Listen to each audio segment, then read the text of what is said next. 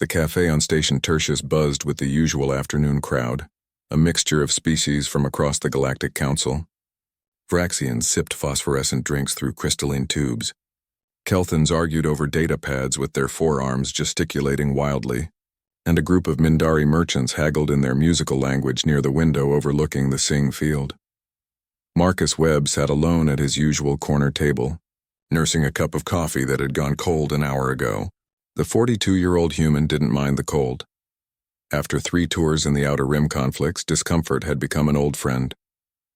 His weathered hands, scarred from plasma burns and shrapnel, wrapped around the ceramic mug as he watched the crowd with the practiced awareness of a soldier who never truly left the battlefield.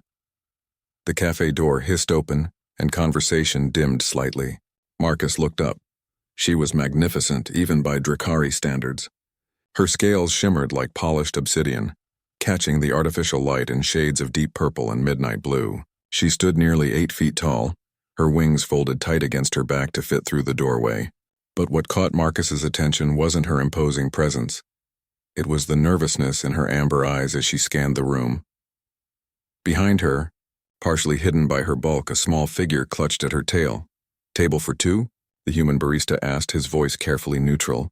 Other patrons had begun whispering, and Marcus could hear the words even from across the room. Drakari and child and dangerous. The dragon woman's shoulders sagged almost imperceptibly. I brought my son. Is that all right?" The barista hesitated, glancing toward a table of Vraxian businessmen who had stopped their conversation to stare. "I don't think they can sit here." Marcus's voice cut through the tension like a knife. He stood gesturing to the empty seats at his table. Every eye in the cafe turned toward him. The dragon woman's eyes widened. "Are you certain? I wouldn't want to impose." Marcus picked up his cold coffee and dumped it into the recycler. "I'm certain. Name's Marcus Webb." "Thesara Varantis," she replied, her formal bow awkward in the cramped space. "And this is my son, Kireth." The child peeked out from behind his mother's tail. He couldn't have been more than 7 in human years, his scales still soft and pearl gray, not yet hardened into the armored plates of adulthood. His eyes were wide with fear but also curiosity. As they settled into the seats, Marcus had to pull over an extra chair rated for Drakari weight. He could feel the stares boring into his back. Let them look, he thought. He'd faced worse than judgmental civilians. "What can I get you?" Marcus asked, flagging down a service drone. Thesara's clawed hands twisted together. "We shouldn't trouble you." "No trouble. I'm buying. What does the kid like?" Kireth's ears perked up, small, delicate things that would grow fierce and proud in time. "Can I have sweet moss juice?" His voice was barely a whisper. 2 sweet moss juices and another coffee, Marcus told the drone. The real stuff this time, not the synthetic swill. As the drone glided away, Thesara fixed him with a searching look. "You're military. I can tell from how you move." "Was military. Retired now." "Coalition forces?" Marcus nodded. 3rd Human Regiment Special Operations. Fought in the Kressig campaign and the Siege of Outpost Virillion. Her expression shifted, a complex mixture of emotions that Marcus couldn't quite read. The Siege of Virillion. She would know about that. Everyone did. It was where 200 humans had held off a Kressig invasion force of 10,000 for 17 days, buying time for civilian evacuations.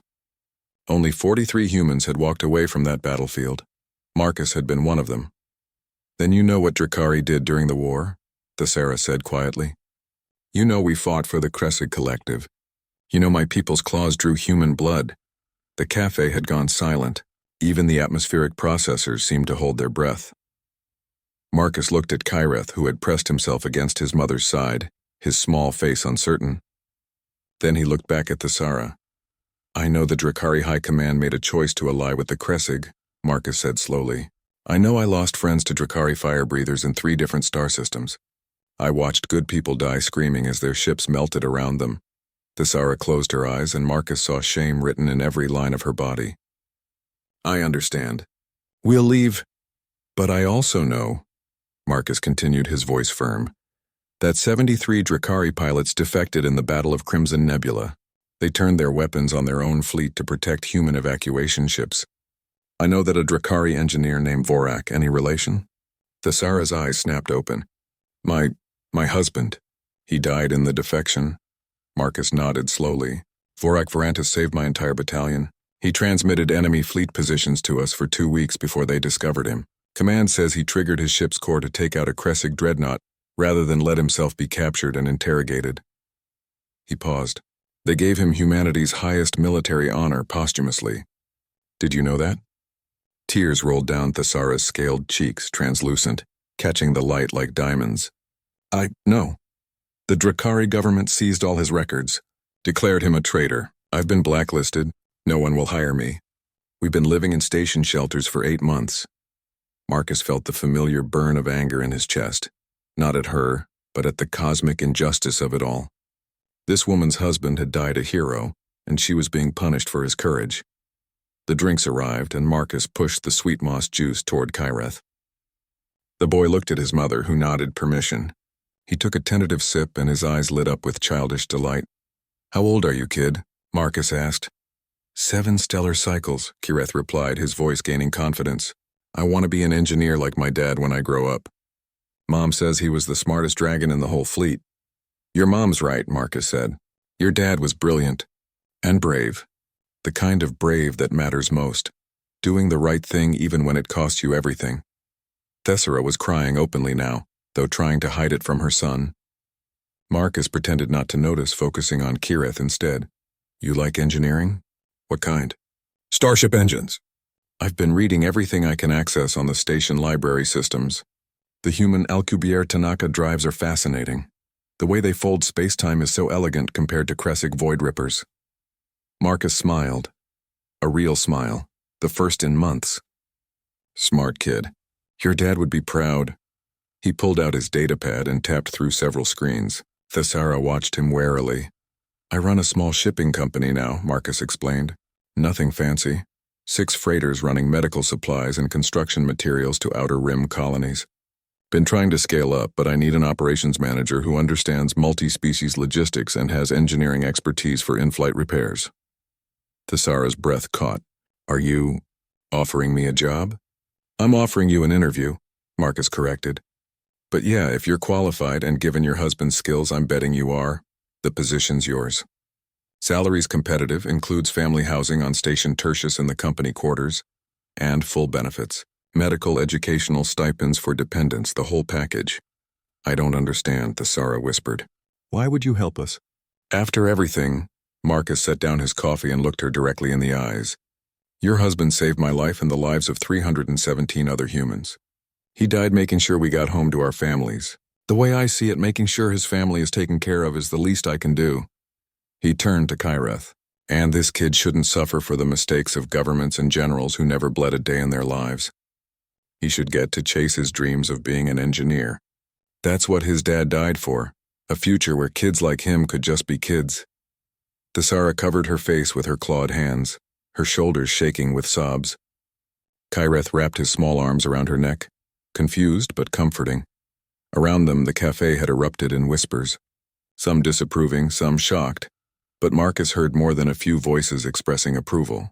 A Kelthan merchant at a nearby table raised his drink in a silent toast. The human barista was smiling. When Thesara finally composed herself, she looked at Marcus with something approaching awe. I don't know what to say. Say you'll show up for the interview tomorrow. 0900 hours, docking bay 12C. Bring your credentials and your resume. Marcus stood and dropped a credit chip on the table, enough to cover the drinks and a generous tip. And Kyreth? Bring those engineering questions. I've got a chief engineer who loves talking shop with smart kids. Fair warning, though, she's a human woman named Chen, and she'll talk your ears off about plasma manifold efficiency if you let her. As Marcus turned to leave, Kyreth's voice stopped him. Mr. Webb, thank you for being nice to us. Nobody's been nice in a long time. Marcus crouched down to the child's level, his soldier's heart breaking and healing in the same moment. Your dad was a hero, kid. Real heroes don't care about scales or skin, wings or limbs. They care about doing right by people who need help. Don't you forget that? He stood and nodded to Thesara. See you tomorrow. As Marcus Webb walked out of the cafe into the bustling corridors of Station Tertius, he didn't think about the whispers or the stares. He thought about Vorak Vorantis, a dragon he'd never met. who'd given everything for strangers who looked nothing like him. And he thought that maybe, just maybe, honoring that sacrifice was the most human,